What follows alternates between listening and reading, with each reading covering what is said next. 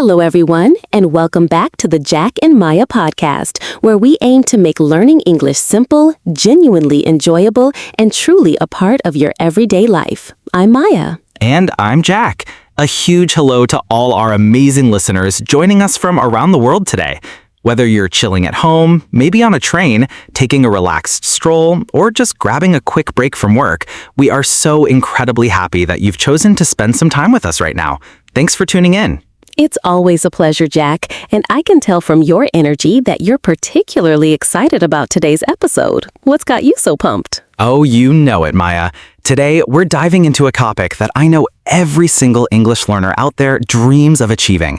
It's truly a game changer for fluency. That sounds intriguing. Let me take a guess. Are we talking about, perhaps, mastering better pronunciation? Is that the holy grail today? Not this time, surprisingly. While pronunciation is super important, that's not our main focus for today. Okay, then. More vocabulary, expanding our word bank? Nope, not that either. Though, again, a crucial part of the journey, you know? All right. You've got me. I give up. What is this highly anticipated topic, Jack? You're building the suspense masterfully. Well, Maya, today we're finally talking about how to train your brain to naturally think in English without constantly translating. Wow, that really is a powerful topic. I hear that from so many learners. They often say, I know the English words, but I always have to translate everything in my head first. It's a common struggle, isn't it? Exactly. And that's precisely one of the biggest reasons why speaking English can often feel so slow, so difficult, and sometimes even frustrating. It creates a mental bottleneck, you know? It's like trying to have two separate conversations in your head at the very same time, just to say one sentence. I can only imagine how exhausting that must be. That's exactly right. First, you're formulating your thoughts in your native language, right? Then you're frantically trying to translate those thoughts into English. It's a double mental effort. And by the time you've managed to process all of that and you're finally ready to speak, the conversation has probably already moved on, and you've missed your moment. I definitely know that feeling, even as a native speaker sometimes, when I'm searching for the right word. The good news, though, Maya, is that thinking directly in English is absolutely a skill. And like any skill, whether it's playing an instrument or learning a sport, you can absolutely train and develop it over time. So, today, we're going to share some simple, practical techniques that literally anyone can start using right away. No expensive courses needed? Nope, no complicated grammar rules to memorize, just practical, everyday habits that genuinely help your brain start using English automatically, almost without you even realizing it. I love that approach. Simple, actionable steps. And later in this episode, I hear you're going to share your absolute favorite 2-minute exercise, Jack, that helped you personally stop translating almost completely. Now you've even made me curious. Good. You'll have to stick around for that. But first, let's briefly touch on why our brains tend to translate in the first place, you know? What's the root cause? I think it's because our native language feels inherently comfortable and safe, doesn't it? It's our linguistic home ground. Exactly. Our brain is always trying to take the easiest, most familiar path. But if we constantly depend on that translation shortcut, we never truly develop that real, effortless fluency we're all striving for. So, how can we actually change that habit, Jack? What's the very first step we can take? The first step is surprisingly simple, and it might sound a little bit silly at first, but trust me, start talking to yourself in English. Wait a second, you want me to literally walk around my house talking to myself out loud? Am I going to look a bit crazy? Absolutely. Nobody needs to hear you, Maya, unless you want them to. Just quietly or even in your head, describe what you're doing as you do it.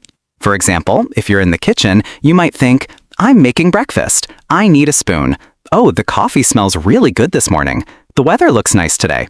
You know, simple observations. That's actually surprisingly easy to incorporate. I could definitely do that. And because you're connecting English directly to real actions and immediate surroundings, your brain starts building natural English pathways. It's creating those direct links, no translation required in between. I tried this yesterday actually while I was cleaning my room. Just a little experiment, you know? Really? How did it go? Did you find it helpful? Yeah, it was actually pretty good. I kept saying things like, "This shelf is pretty dusty. I should wipe it down. I really need to organize these books. They're everywhere. Where are my headphones? I can't find them anywhere." And after just a few minutes, I wasn't even consciously thinking about doing it anymore. It just started happening. That's exactly what happens, Maya.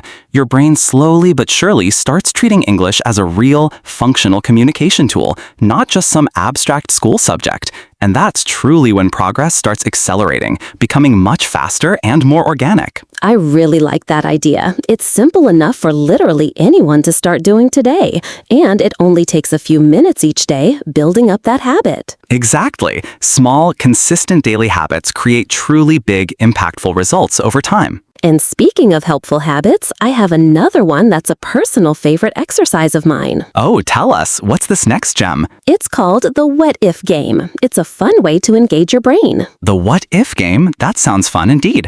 How does it actually work? So, whenever you're out and about, maybe you're walking in a park or just looking out a window, imagine small, mini conversations in English that could potentially happen.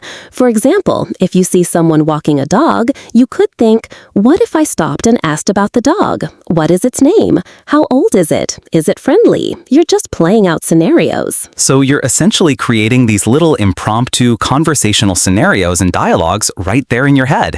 That's a clever way to practice without actually speaking. Exactly. You're actively preparing your brain for real-life situations and interactions before they even happen. It's like a mental rehearsal, a very effective one. That's brilliant. It's kind of like practicing for a big game or a match before the actual event. You get to simulate the experience. And the best part is that you can do it literally anywhere, right? Anywhere at all. While you're walking, while you're waiting for a bus, standing in line at the grocery store, it's a completely portable exercise. I think our listeners are really going to love this one. It makes learning feel so much more integrated into daily life. I truly hope so, because learning English should genuinely feel like a fun game, an adventure, not some tedious chore, you know? Absolutely. And speaking of enjoying the conversation, if you are finding today's tips helpful and you're enjoying our chat, please don't forget to give this video a like and hit that subscribe button to our channel. It really helps us continue creating more valuable English learning content just for you. And please leave a comment below. Tell us which country you're listening from. We absolutely love reading all of your messages and connecting with you. Okay, Jack, what's the next practical tip you have for us to incorporate into our daily routines? One of the easiest yet most impactful changes you can make is simply switching your phone's language to English. It's a constant immersion. Ooh, that sounds a little bit scary to me, actually. What if I can't find anything important or I get lost in the settings? Trust me, you'll be perfectly fine. You already intuitively know where most things are on your phone, right? Now you'll just simply start seeing English words every single day. Settings, camera, messages, gallery, clock. It's constant exposure to practical vocabulary. So, my phone essentially becomes my own personal mini English teacher. That's actually very smart. Sometimes the smallest, most consistent changes really do make the biggest difference. Exactly. And that brings us to another really important idea. Try to stop looking for direct translations. Instead, learn to describe things. Can you elaborate on that a bit, Jack? What does describe instead of translate really look like in practice? Of course. Let's say you're talking and you completely forget the word refrigerator. It happens to everyone. Instead of immediately switching to your native language to find the word or stopping your sentence, just describe it in English. You could say, the cold machine in the kitchen that keeps food fresh. Oh, I really like that approach. You're still communicating and staying in English even when a specific word escapes you. Exactly. Communication is always more important than absolute perfection. Native speakers do this all the time when they forget a word or need to explain something. So learners definitely shouldn't feel embarrassed about using this technique. Not at all. The ultimate goal is effective communication, not always finding the perfect, precise word every single time. That advice alone, I think, will help so many people feel much more confident in their speaking. I really hope so, because confidence, is truly one of the biggest keys to unlocking real fluency. And speaking of confidence, Maya, I think it's finally time for my secret 2-minute exercise that you hinted at earlier. Ah, yes, the secret you've been teasing us with throughout this entire episode. I am definitely ready for it. What's your secret, Jack? Okay, here it is.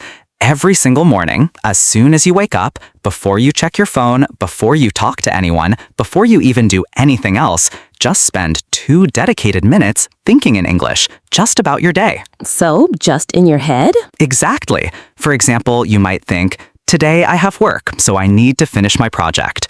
I want to exercise later. I'll call my friend this evening. Just simple thoughts about your day ahead. That's it? Just 2 minutes of morning thoughts? That's it. Only 2 minutes. But what it does is it tells your brain, hey, English is active today. It's like warming up your brain muscles before a workout, setting the tone for the day. That's brilliant. And I imagine that over time, you'll start to notice English thoughts appearing naturally throughout the rest of your day without even trying. I love that. Simple, practical, and easy to remember. That's precisely why it works so effectively. And now let's do a quick review of today's key tips for everyone.